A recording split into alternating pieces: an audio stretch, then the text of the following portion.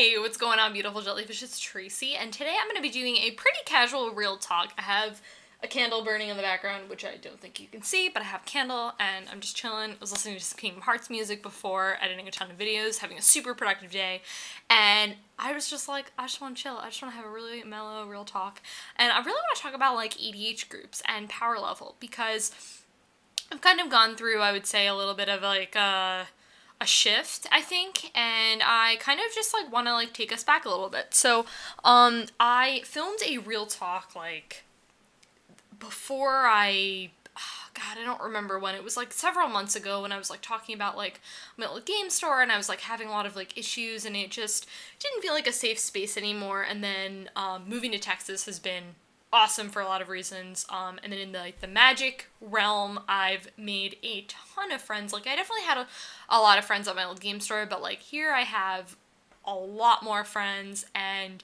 it's just been really, really great. My game store Major Sanctum sponsors me, and it's just like all around just like a great environment. It's definitely like a much more positive realm.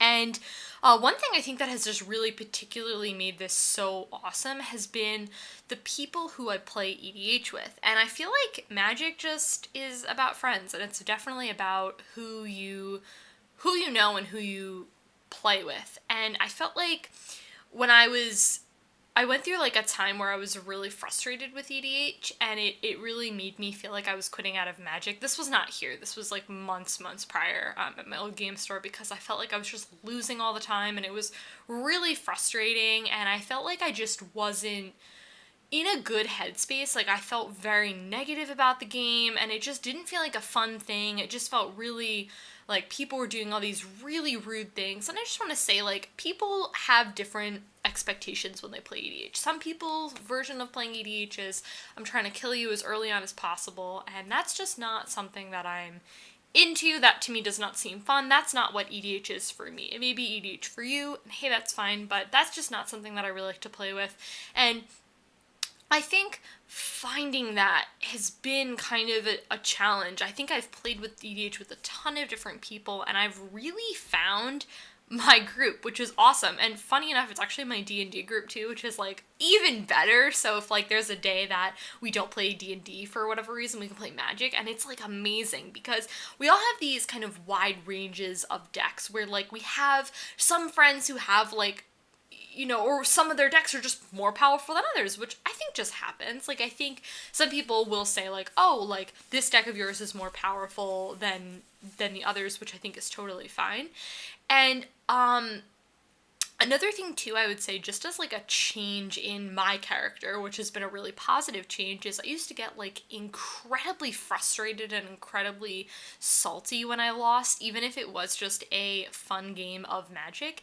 And it was so funny, like, Paul and I actually played, like, just the two of us, yesterday, which was really random and really fun, actually. Like, we don't normally do that. A lot of our decks and cards really are about, you know, group games of EDH, but we played just the two of us yesterday, and like he beat me one game and I beat him the other game, and the game that I lost, I was like, I just didn't really draw well. And in the past, I would have been like, well, I just like didn't draw well, and like get super mad when it was like this silly game like across the kitchen table, and it was like honestly just kind of ridiculous. And now I feel like I have that attitude. I'm like, okay, that game was still really fun. Like, and the game we had, I was playing Tassiger, and Paul was playing a new deck for him, Marin, and it's like, you know, both Graveyard Recursion decks, and it was like really fun just to like play, and it just was so, it was such a great game, even though I lost, and I was doing so much and scrambling. And then I again, even just my attitude towards saying, I was like, hey, like, I just really didn't draw a lot of cards that game. Like, it just, and that definitely was a downfall for me in that game, but I wasn't, like, mean about it. I wasn't like, flips table, well, this is why I lost. And just, like, that change in me, I thought was, like, really interesting, and I've noticed that, in games that I've played, and they've been a lot more, mentally, it's just been a lot better. one thing that I will kind of like just say as kind of like an update is I tweeted about this because this was like a really fun sort of thing that I did. I had this really, really powerful move where I basically blew up the entire board for everyone but me when I was playing Avacyn, and it was super fun. I just had a really great time, and then I kind of like held myself back, and I was like, whoa, like what was I doing? Was that too powerful? And that has been kind of something that I've been struggling with like trying to make sure the things that I'm doing are still fair and like what I did there was totally not fair and balanced. It was but then at the same time, like I always think about that to be like, well, I did this on like the 15th or 20th turn or something. It was super late in this game of EDH. People had kind of done their things. Also, I was running Avacyn. I run a ton of board wipes in that deck. Like I literally run like 10 board wipes, and that's not even discounting the other spot removal that I have. So like I have a ton of removal in that deck because it's like it's what I do. It's just like essential, and that's how I do things. So that has been something that I've been trying to like figure out in my headspace about how do I hold myself back from doing certain things, because I still want to have a board presence and I still want to do things, but I'm trying not to do things that are too overpowered when the rest of what everyone else is doing isn't on that same level. And that's just been a concept that I've really been thinking about a lot recently. And one thing that I kind of like that one of my friends, Travis, does is he's like one of our closest friends here in Texas. They live like he and his wife, they live like 5 minutes from our house, and they have a dog, and like they're like our couple friends, I call them, because we like hang out, and they're awesome. They're great people. They're from Canada originally, actually. So anyways, I don't know why I included that detail that they're from Canada, but like, I don't know. Canadian people are really nice, so they're really great people. And they, Travis was saying about, like, he did this really cool kind of, like, ranking system thing. He was, like, out of, like, 10, like, where would you rank this deck?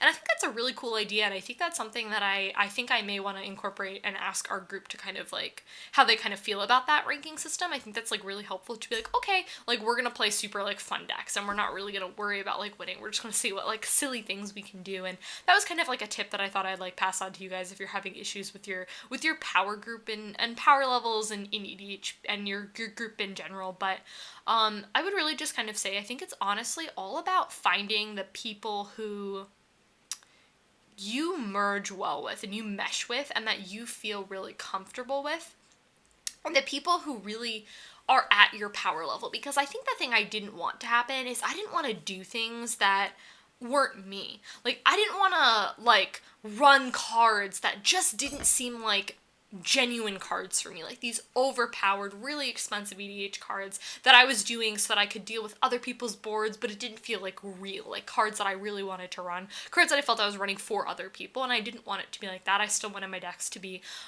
genuine and me in them, and I think that was something that I was really struggling with at my old game store, because I was playing with people who just had a very different definition of what EDH games looked like. And someone I knew was originally saying he was like, he had really powerful EDH decks, but he was still saying, like, he still definitely had fair decks and whatnot, and he was saying, like, how he felt there were certain people he didn't like playing EDH with because the power levels just weren't matched, and that really got me thinking, like, because the other day I was, like, playing with one of my friends who love him, but he just has really powerful decks, and I was just like, this is not really that fun for me. Like, this is not someone who I really like to play with. And it's fun too because, like, I think sometimes you can be like, oh, like, doesn't it get boring, like, because you are playing with the same people all the time? But, like, to be honest, we all have such different decks. Like, we all have, like, a ton of decks, and it's been really fun to, like, you know, like, change them, and it's never probably really going to be a time where we're all playing. That's the thing I love about EDH too, is, like, no game is going to look the same, right? And that's why I think too, I don't like decks that do one thing, like they're a linear deck. I like decks that have a variety of things that they can do, and kind of like a couple of win conditions and stuff like that. Like, I'm not trying to do the same thing every game, which I think I really like, and I really do enjoy that aspect of it. But yeah, I would say, like, my takeaway I would say for you is to really just, like, find a group that you feel comfortable with. Find a group that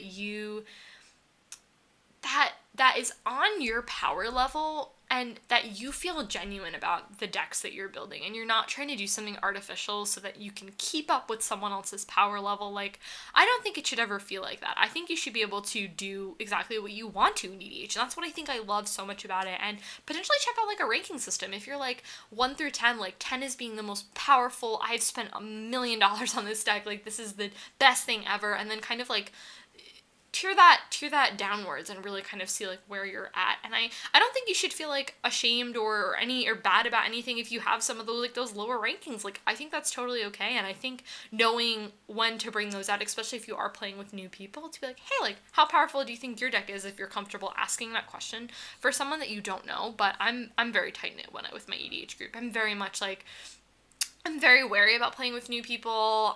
This is just kind of like a thing about my personality too. I can be really extroverted and introverted, and it's very like confusing being both, I would say, because there are times where I'm very outgoing, but I tend to be more outgoing with the people that I know versus like new people. I'm very, very wary of new people. I'm like, I can be really mean to new people because I'm just like, I don't know who you are. Like, what are you doing? Why are you talking to me? And that's like a very, it's like a thing about me and like getting to know me. But yeah, I don't know where I was going with that point. But yeah, guys, that is it. I really just kind of wanted to do a little like kind of sort of like EDH updates in a way, and just kind of like talk about where I've been kind of thinking about like my headspace. And I hope this video definitely hit home for some of you and you were like, whoa, I totally feel like some of those points in my EDH group. And as always, I really love I read every single comment. I reply to like every single comment, so I'd really like to know what you guys think and what your EDH group looks like, because it's just, we have a super great group of people. My main group is like my friend Travis, my friend Brad, Evan, and Paul, obviously, and then me. So there's like the 5 of us that we kind of play and we'll like trade out with. And there's a couple other people that I do. There's like my other friends too that I have that kind of like linger in sometimes that I'll definitely love to play EDH with. But those are like the main groups. And like I said, my D&D group, which is super fun. So that is it for this video, and I will talk to you guys later. Bye.